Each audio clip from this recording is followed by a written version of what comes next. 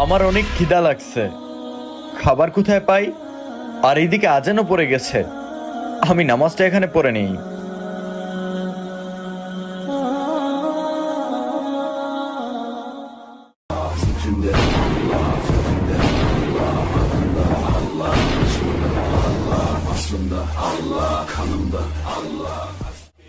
এই যে ভাই, রুটিটা আপনি খান। আপনাকে অসংখ্য ধন্যবাদ ভাইয়া। ঠিক আছে,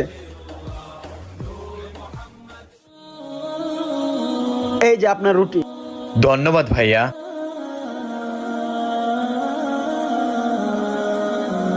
আজান পড়তেছে, প্রতিদিন নামাজের পরে খাবার আসে।